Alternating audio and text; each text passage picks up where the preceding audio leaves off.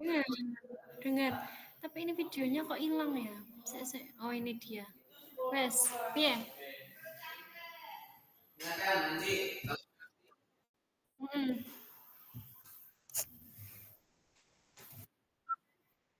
iya. Ayo.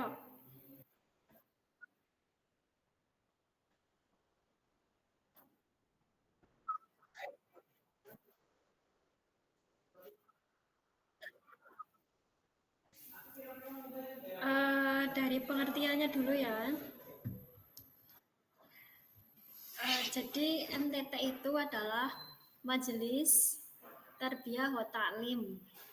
Nah, itu berawal dari Pondok Tebuireng. Organisasi itu berawal dari Pondok Tebuireng. Kemudian organisasi tersebut dipandang baik, organisasinya baik sehingga eh, termasuk Pondok Al-Aqobah pun mengikuti jejak organisasi MTT tersebut. Nah, MTT itu apa? Majelis Taklim wa Tarbiyah. Jadi, taklim itu kan mengajarkan. Pengurus atau pembina tidak hanya mengajarkan materi saja, tapi ada tarbiyah. Tarbiyah itu artinya mendidik. Berarti ada mendidiknya seperti sholat berjamaah, kemudian mengikuti peraturan, ada norma-norma yang harus ditata sehingga anak tersebut memiliki kepribadian atau karakter yang bernilai. Itu yang menjadi pembeda antara santri dan anak sekolah biasa ya begitu. Jadi MTT itu memang dibuat untuk mendidik dan mengajarkan, tidak hanya sekadar mengajarkan tapi mendidik anak tersebut. Gitu. Sekarang program utamanya apa, Sada?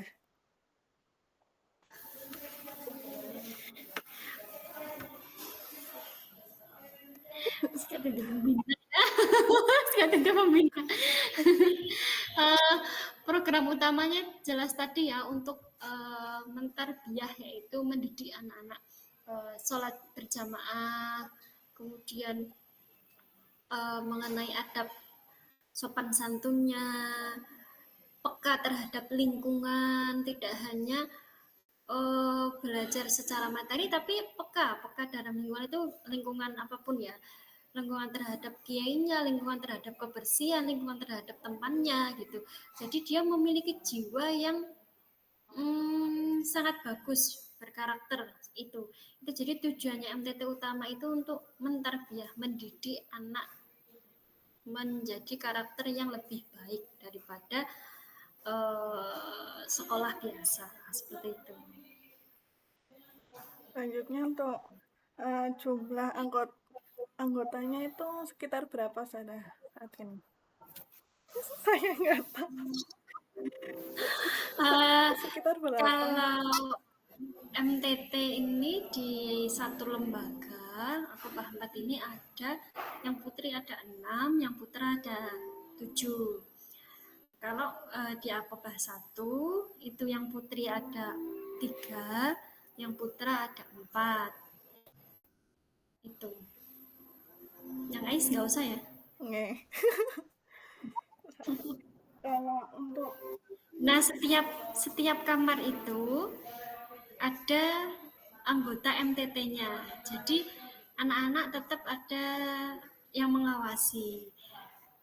Kenapa di setiap kamar ada anggota MTT? Karena untuk mengurangi eh, masalah yang ada di kamar tersebut. Misalkan ada pembulian, misalkan ada anak-anak yang kurang betah, rewel atau apa. Nah, itu bisa ditindaklanjuti secara langsung seperti itu.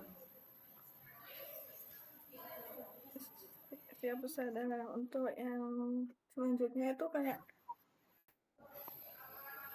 programnya dari MTT sendiri itu tersebut kayak gimana sih, kayak programnya yang dijalanin, kayak program apa yang sawir atau apa kayak gitu loh, Sada, yang dijalankan Oh, kayak itu. programnya ya. programnya ya. Ya. Untuk program-programnya MTT sendiri itu ada muhadharah pertama, itu biasanya dilaksanakan di setiap malam minggu. Nah, muhadharah itu apa? Muhadharah itu melatih santri-santri berbicara di depan umum, pidato, sholawat, kiroah, dan sebagainya. Terus program kedua ada namanya English Sport. English Sport itu dilaksanakan di hari Jumat setiap pagi habis subuh. Nah, selain anak-anak olahraga, dia juga dididik untuk kemampuan bahasa, baik itu bahasa Inggris maupun bahasa Arab. Jadi selain sehat jasmani, dia juga sehat rohaninya. Terus ada program Syawir. Nah, Syawir ini program di mana santri dibagi beberapa kelompok untuk melakukan basul masail atau debat atau musyawarah, lebih lebih lebih konteksnya musyawarah ya. Jadi anak-anak di situ ditampilkan materi, kemudian ada pertanyaan. Nah, di situ dimusyawarahkan, dirujuk beberapa kitab gitu. Terus ada program juga Inti Darus Sholah. Inti Darus Sholah itu program sebelum sholat berjamaah. Jadi 15 menit anak-anak menunggu waktu sholat itu membaca Al-Quran per kelompok seperti itu. Ada juga program tahfidz khusus di Al Barat dan hadis. Nah, kalau tahfidznya itu nanti dibagi dua, ada yang reguler dan aksel. Kalau aksel ini percepatan ya, jadi ditarget untuk menghafal Qurannya. Tapi kalau untuk hadisnya, one day one hadis, satu hari satu hadis, jadi tidak terlalu ngoyo untuk hadisnya. Tapi kalau Al-Quran tadi disesuaikan kemampuan anak-anak gitu. Yang asal dari reguler seperti itu. Baik, Ustazah, untuk yang selanjutnya, bagaimana sih hubungan dan kerjasama antar anggota di MTT itu tersebut? Kalau ada perbedaan itu, apakah pernah terjadi perbedaan antar anggota? Terus bagaimana cara organisasi MTT itu mengatasinya? Jelas ada ya. Satu anggota tubuh itu ibaratnya kan satu organisasi itu satu anggota ya. Ya, Itu sana. jelas ada perbedaan. Namanya juga kita punya pandangan sendiri-sendiri, punya pemikiran sendiri-sendiri. Nah, tugas dari seorang ketua atau koordinator dari MTT tersebut adalah bagaimana pendapat dari beberapa anggotanya itu bisa disatukan. Intinya tugasnya koordinator itu untuk mengayomi dan menyatukan satu visi dan misinya gitu. Jelas ada ya untuk perbedaan itu.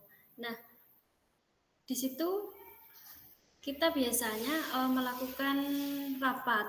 Ada rapat mingguan, rapat bulanan. Nah, kalau ada yang urgent, misalkan masalah yang perlu ditindaklanjuti hari itu, ya kita rapat di hari itu, tidak harus menunggu mingguan seperti itu.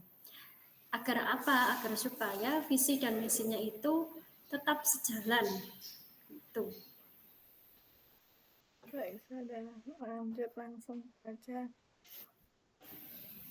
Terus, bagaimana gaya kepemimpinan yang diterapkan oleh pemimpin di MTT itu, Sada? Terus, bagaimana cara pemimpin itu memberi arahan dan dukungan kepada anggota? Dulu, Sada, Ulangi bagaimana? cepat. Apa? Maaf, ulangi Yeah. dulu. Bagaimana cara kepemimpinan? Kan Sada kemarin jadi ketua MTT Putri ya. Bagaimana gaya kepemimpinannya Ustazah untuk menerapkan di MTT itu, terus cara memberikan arahan dan dukungan kepada anggotanya itu gimana, Ustazah?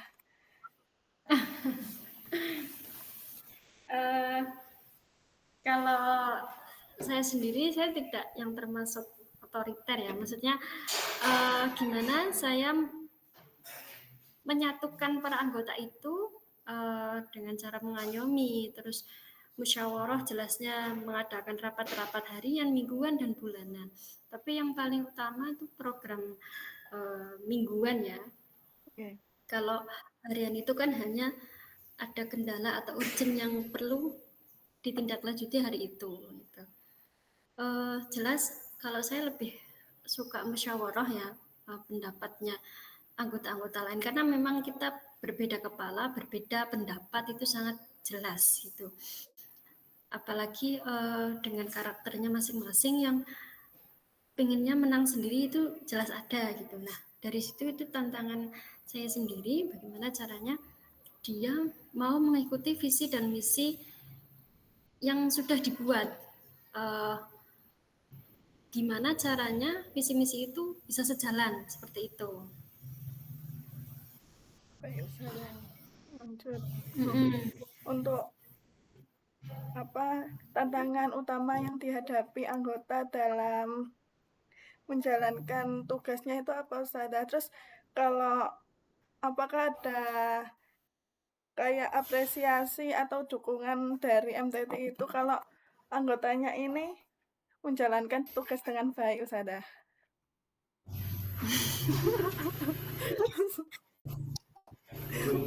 Waalaikumsalam.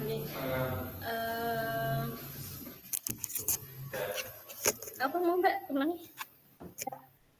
Eh, tantangan apa yang dihadapi anggota dalam Tantangan utama ya.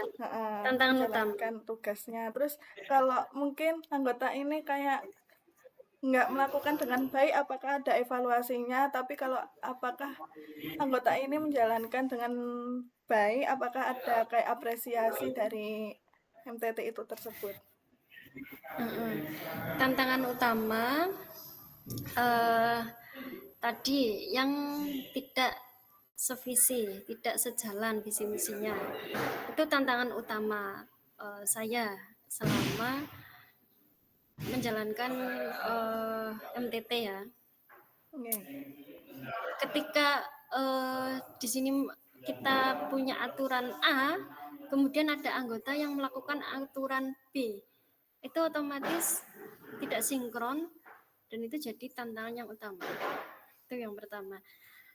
Kalau ada anggota yang tidak melakukan atau tidak sejalan dengan visi misinya, dari saya biasanya melakukan teguran ya, teguran. Kalau misalkan tidak langsung teguran, biasanya saya langsung dekati dulu, mendekati, yaitu melihat apa yang sebetulnya membuat dia itu tidak sejalan sevisi misinya. Jadi kita cari tahu dulu apa alasannya, penyebabnya apa gitu. Itu jadi yang pertama dengan cara pendekatan. Baru kalau dengan pendekatan itu tidak menghasilkan, yang kedua dengan teguran. Itu. Terus kalau ada anggota yang sudah menjalankan baik, ada dong apresiasinya.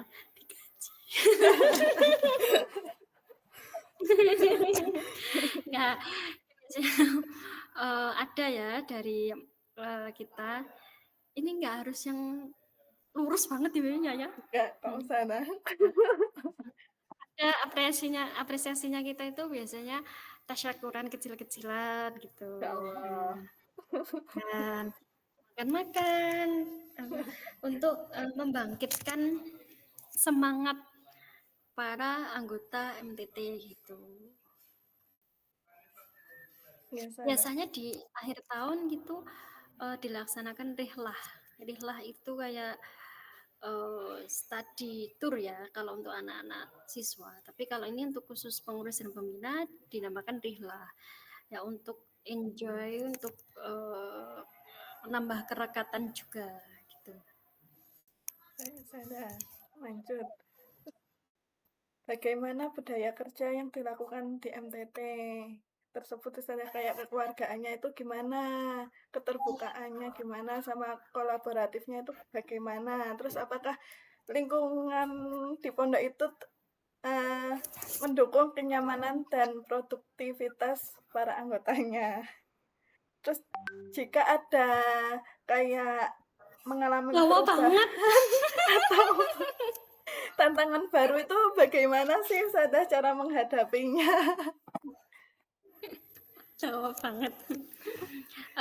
Sebenarnya kan MTT ini di Akobah dibagi dua ya, ada Akobah 1 dan Akobah 4. Saya rasa kalau di Akobah 4 ini tantangannya karena kita beda gedung ya, maksudnya yang Putri ini dibagi beberapa kompleks ya. Ada kompleks A, B, dan C, depan, tengah, dan belakang ya. Jadi tantangan utamanya yaitu ketika saya misalkan ada di kompleks C, tidak tahu secara detail atau meluas yang ada di gedung B atau A, kecuali dengan adanya perkumpulan dan komunikasi dari para anggota MTT gitu. Jadi untuk secara langsungnya itu saya tidak bisa mengawasi gitu, harus melalui komunikasi itu.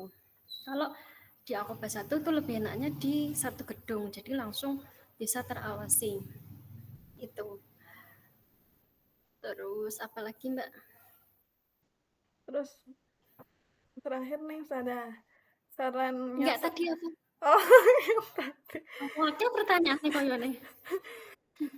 Terus apa?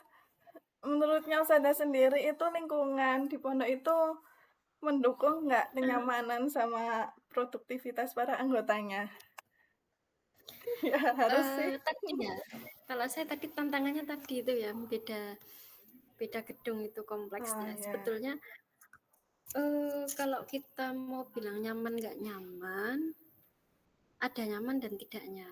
Tapi lebih kesulitan ya kalau menurut saya beda gedung tadi, beda kompleks. Karena saya tidak bisa mengawasi secara langsung gitu, karena beda kompleks tadi.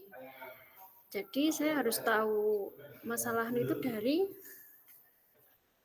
dibuatnya grup antara anggota MTT dan adanya komunikasi di situ, begitu. Terus bagaimana caranya untuk menghadapi jika kayak ada perubahan baru atau tantangan baru kayak moro-moro gini gitu. Terus caranya MTT mengatasi itu gimana sih Sada?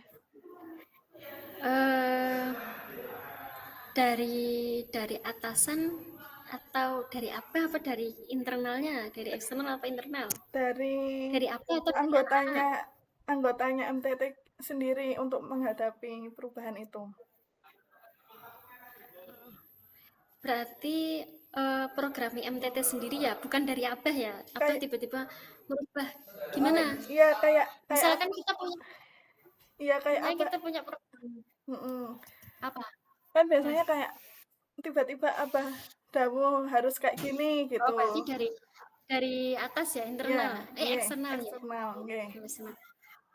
Eh, jelas itu membuat tantangan bagi kita ya, karena yang kemarin kita sudah nyaman atau sudah tertata secara rapih peraturan tersebut tiba-tiba dirubah dengan peraturan yang baru. Itu tantangan bagi kami, yaitu pertama gimana caranya program tersebut bisa jalan, kemudian menyampaikan ke anak-anak itu secara hati-hati dan secara eh, transparan ya, detail, biar anak tersebut bisa melakukan tugas itu, menjalankan tugas itu secara baik, seperti itu. Contoh misalkan Inti Darussolah, sebelumnya di Akobah ini kan tidak ada program Inti Darussolah. Nah, pasti adanya program tersebut akan membuat anak berontak yang pertama. Tapi kita harus sampaikan program tersebut dan harus dijalankan. Maksimal 1 minggu program tersebut sudah jalan dengan baik, maka kita akan melanjutkan program tersebut. Jika program tersebut banyak problematiknya, baru kita akan menyampaikan kepada ketua yayasan bahwa program tersebut banyak madaratnya atau tidak bisa dilaksanakan seperti itu. Tapi jika program tersebut bagus dan banyak manfaatnya, pasti kita akan lanjutkan. Dan gimana caranya kita para anggota MTT itu tetap raket atau apa ya, apa namanya Mbak, ngimbangi lah Ya. ya Mbak ya, nyekeli, ditaleni lah gitu lah. Nah, gitu ya. Terakhir nih Sada, sarannya dari Usada sendiri agar MTT ini berkembang lebih baik ke depannya itu apa? Apa? Dari Usada sendiri apakah ada saran agar MTT ini dapat berkembang lebih baik ke depannya untuk ke depannya? Oh, ya kalau saya berharap MTT bakal berkembang jadi baik ya Mbak ya. Karena kan sudah diatur, ditata sedemikian rupa. Dan bagus sih kalau menurut saya organisasi tersebut, karena adanya program MTT itu anak-anak bisa melakukan tugas-tugas dengan baik, maksudnya terorganisir, manajemennya bagus, ada ketua, ada anggota. Di atas ketua sendiri itu juga ada namanya pembina gitu ya, pembina MTT. Nah, di situ kita sebagai ketua di MTT itu tidak lepas pas, tapi ada yang kontrol namanya pembina. Nah, pembina MTT ini yang nanti akan memberikan motivasi, dukungan, dorongan kepada ketua MTT. Nah, tugasnya ketua MTT nanti memberi dukungan, dorongan kepada anggota MTT, seperti itu. Jadi kalau adanya organisasi MTT tersebut tidak hanya mengubah atau mendidik santri aja ya, dari kita sendiri yang anggota MTT itu juga, monggo Bapak, itu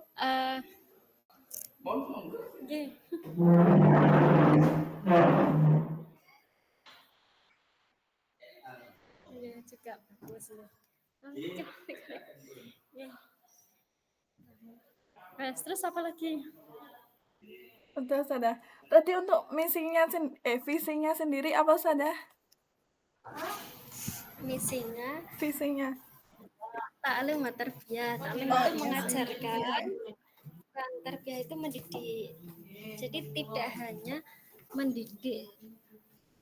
tidak hanya mengajarkan siswa secara teori saja, tapi juga mendidik karakter dan berpotensi lebih baik ke depannya. Ya, Sada. Sudah selesai, Sada.